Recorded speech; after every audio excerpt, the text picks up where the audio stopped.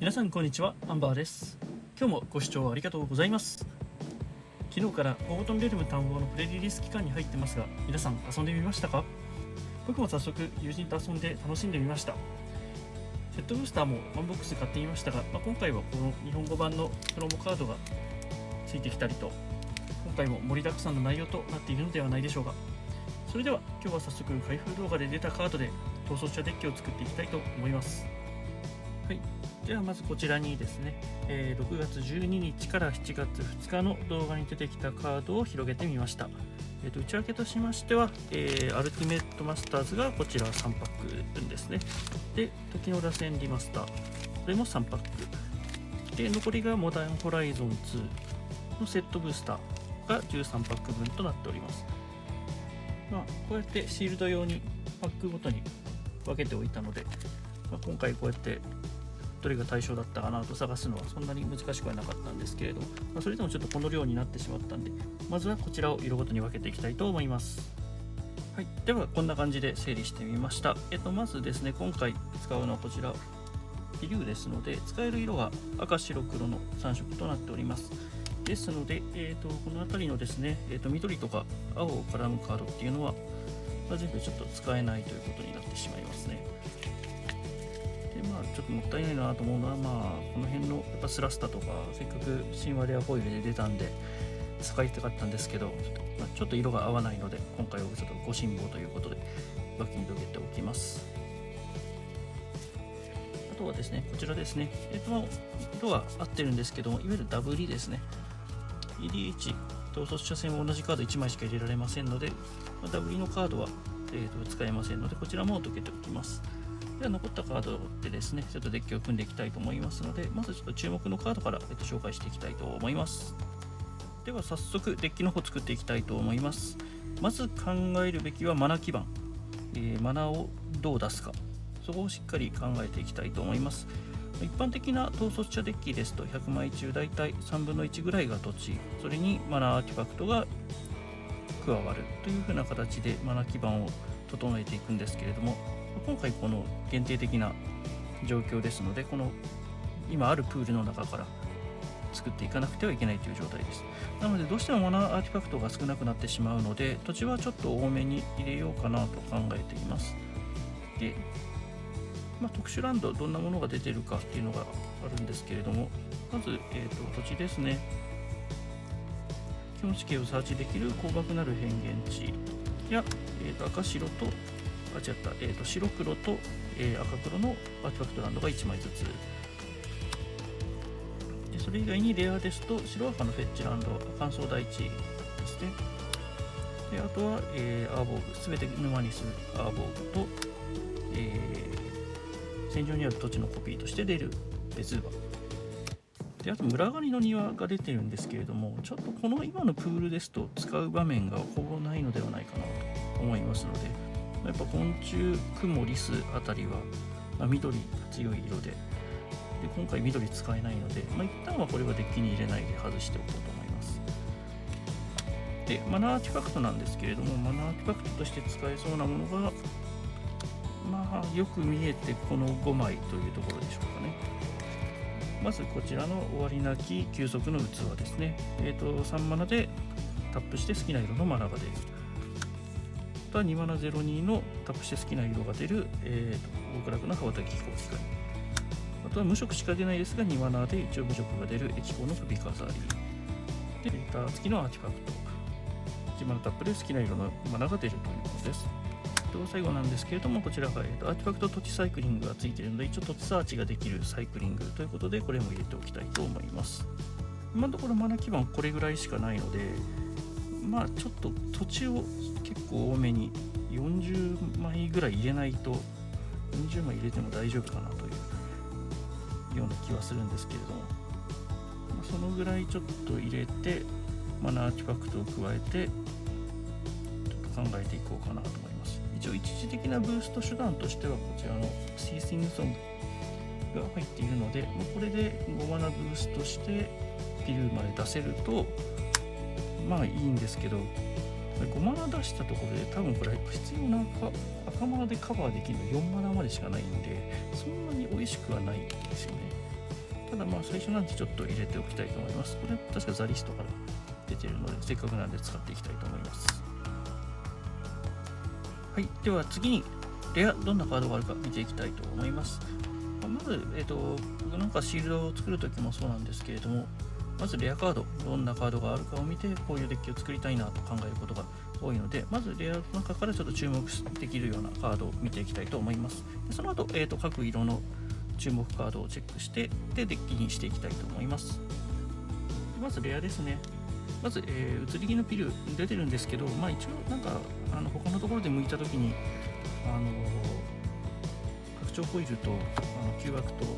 両方出ているので、こちらをちょっと一応ジェネラルとしては使おうかなと思います。なので、デッキには入らないので今回はどけておきます。で今回ですね、この通り見ていただければわかるんですけど、そのレアの色はすごい偏ってるんですよね。やっぱり赤がすごい出てる感じで、一方でですね、コモンとかアンコモンは赤の数がすごい少ないんで、全体的なバランスはそんなに悪くはないんですけれども、もうちょっと向いていくうちにバランスが、レアカードのバランスも良くなっていったかなと思います。でまず白ですね、このニクトスの1枚なんですけれども、これはピルートの相性は結構いいんじゃないかなと僕は思ってます。ライフを得るたびに自分のコントロールしているクリーチャーにプラス1プラス1カウンターを負けるというカードなので、ハンコンがついてるピルをうまく使おうと思った時には、少なくともこれ7点、1回でも殴るとハンコンで7点ゲインして自分のクリーチャーに7個プラス1プラス1カウンターが負けると。それは次のターンさすがに勝てるかなと。勝てるかなとまでは言い過ぎかもしれないんですけれども、結構シナジーはあると思うので、これは積極的に使えるカードだと思います。で黒ですね、黒もネクロゴイフだけなんですけれども、ネクロゴイフは全ての墓地にあるクリーチャーカードの枚数を参照して、パワーが決まるので、4人対戦相手がいる、あるいは、3人対戦相手がいる統率者戦ではいい働きをしてくれるんじゃないかなと思います。手札も攻められますし、結構期待している1枚です。で次赤ですね。赤の中ですと、やっぱり一番期待できるのはこいつですね。ラガバン。どうしてもこのマナ基盤が安定しないというか、かなり不安定なデッキになってしまうかと思いますので、早めに宝物トークンを出してマナに困らない状態というのを作っていきたいなと思います。で基本的にはシックを使ってクリーチャーのいないプレイヤーを攻めて宝物を出していくという風な動きができればなと考えています。あとはそうですね、クローマ、緑がいないので結構ファッティというか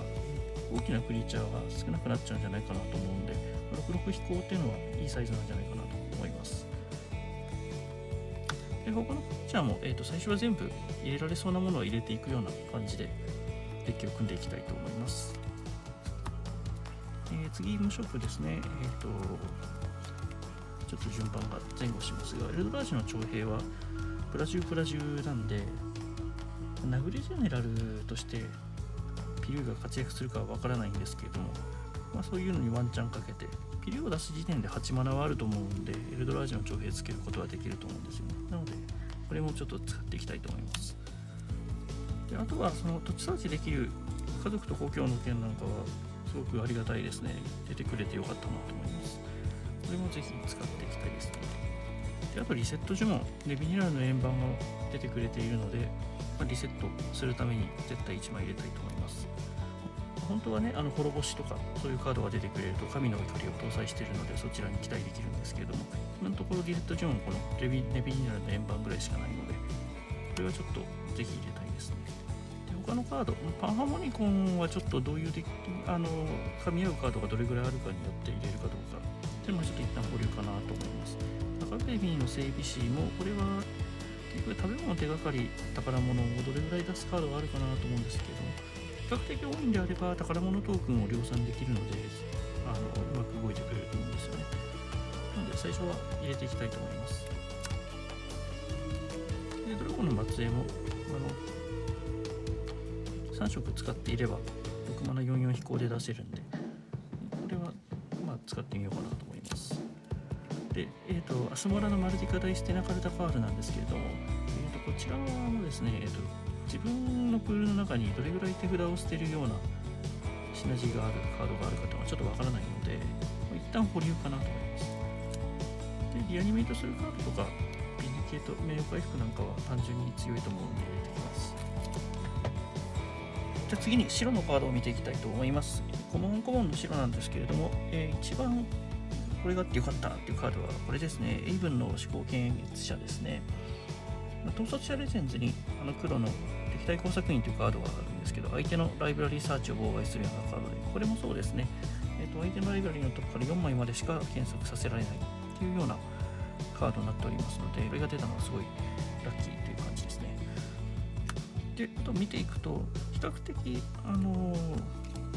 リアニメイトカード多いですね。クリーチャーとか、クリーチャーカードを戦場に直接戻すようなカード結構入っていたので、何枚かは使っていきたいなと思います。スリバーはさすがにちょっと今回向いている数だとスリバーの枚数足らなさそうなんで、スリバーちょっと外していこうかなと思います。で、あとは除去系ですね。エンチャント破壊とかリスティックの研究とか壊すようにどうしても入れておきたいので、アーティファクトエンチャント破壊とか信仰の足かせなんかは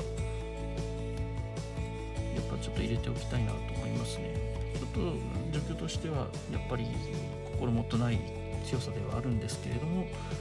こちらのカードも、ある以上はちょっと今の中では入れていかないと相手のパーマネントがタッチできなくなってしまうので、この辺はちょっと積極的に入れるしかないかなと思います。で、あとは背景視野のフレアクですね。これ自体もそんなに強いカードでもないんですけれども、一応カードを1枚捨てるっていうシナジーがあるので、こういうスペルシェイパーみたいなカードが他にもあるようだったら、さっきのアスモラのマルディカダイステナカルタカールとかも使えるのかなと思います。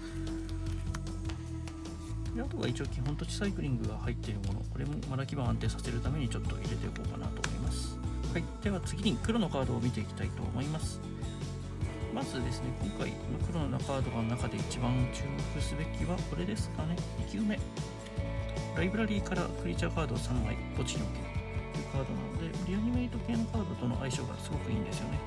なので今回先ほども白のカードでリアニメイトからのカードが結構ありましたので、これと一緒に使っていけたらいいんじゃないかなと思います。で、黒でもこれですね、フラッシュバック付きのリアニメイトカード1枚ありましたので、これ入れていきたいと思います。で、あと、カードを捨てる系の効果を持つカードなんですけども、ボラボラ2がマットネスの効果を持つカードがいっぱい収録されているので、野生のじゃない地獄の雑種犬、スカージの使い魔、ベクオワレの侵入者など、一応カードを捨てる系のカード何枚かありましたので、こちらちょっと搭載しつつアスモラのマルディカダイステナカルタカールを使っていくのがいいのかなと思っております。除去ですね。あと除去はすごく薄いんですよね。ちょっとカードが少ないので全部使っていきたいと思います。では次に赤のカードをですね。まず、この先ほど出てきた煮えたぎる歌に始まるカードなんですけど、要するにマナ加速をするかもしれないカードですね。これぐらいしかないので、これをちょっと入れてみたいと思います。で、赤の火力がですね、全然なくて、裂け目の稲妻ぐらいしかないので、これはしょうがないです。今のところこれを入れていこうと思います。で、出てよかったのはこれですね、信仰なき物漁り。やっぱ強いカードですね。1マナで2枚引いて2枚捨てる。リアニメイトもやっぱり視野に入れてるので、これは絶対必要パーツかなと思います。無限コンボとかに使えるといいかなと思うんですけども、他のクリーチャーが死亡するためにプレイヤーに1点飛ばせるというクリーチャーです。これもちょっと入れておこうと思います。赤はあんまりそのカードの枚数の割に今のところ見どころがあんまりなくて、このぐらいかなと思います。で、最後にマルチカードとアーティファクトなんですけれども、使えそうなのはこれですね。地獄料理書、アスモラのマルディカダイステナカルタカールと使うんであれば入れたいカードですし、あとは黒赤の除去が1枚ありましたので、こちらも入れていきたいと思います。ゴイフの祭壇があることでピューがすごく強化されるという可能性は、ないことはないかと思うので、一応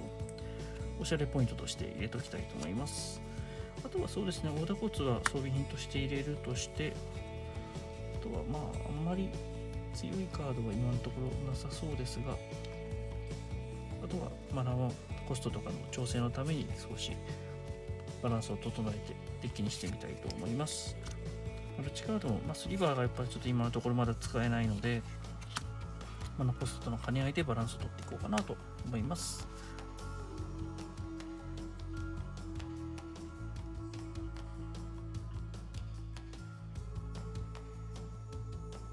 はい、というわけでこんな感じで作ってみました。基本地形はちょっとまだ入れてないんですけれども、やっぱりマナ基盤がちょっと怪しいので、土地多めの39枚、でそれ以外のカードが60枚、で、ジェネラルのピルが1枚で計100枚となるようになっています。とりあえずもうほんと形だけの100枚っていう風に見えるかもしれないんですけれども、意外に使ってみたら強いなと思うカードがあったりとか、僕個人が EDH のデッキを作る上で大事だと思っていることなんですけど、まずは100枚のカードの束を作ってみることが大事だと思ってます。このカードがないからまだプレイできる状態じゃないと思ってしまうとか、そういうことって多いと思うんですけど、それって結構ずっとついて回るので、そう考えてると永遠に対戦する機会ってやってこないと思うんですよね。とりあえずカードはないけど代わりに別のカード入れとこうみたいな感じで100枚のカードの束を作って、まずはそのデッキで遊んでみる。で少しずつ、パック買ったりカード買ったりしながらデッキをチューンアップしていくっていうのが、EDH の楽しさの一つだと思うんです。もちろんEDH の楽しみ方人それぞれだと思うんですけれども、特にマジック始めたばっかりという方はカードをあまり持ってないからといって EDH はハードルが高いっていうふうに思わずに、どんなデッキでもいいからまずは100枚のデッキを作ってみてほしいなと思います。そんなわけで僕もこのデッキで早速対戦してみたいと思うんですけれども、なかなか、こういうご時世で4人集めるのが、大変なので、まずは1対1でも遊べるチャンスがあれば、友人と対戦してみようと思います。というわけで、ここまでご視聴ありがとうございました。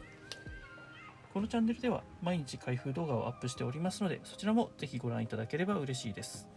その動画から出たカードを使って来週もこのデッキを強化していければと思いますので、また見てくださいね。最後に、今回作ったデッキのリスト載せておきますので、普段僕の動画を見ていて、あのカード出てるなら入れた方がいいよとか、このカードはあんま強くないから抜いた方がいいよとか、そういうアドバイスいただければ嬉しいです。では、チャンネル登録、高評価よろしくお願いいたします。それではまたお会いしましょう。さようなら。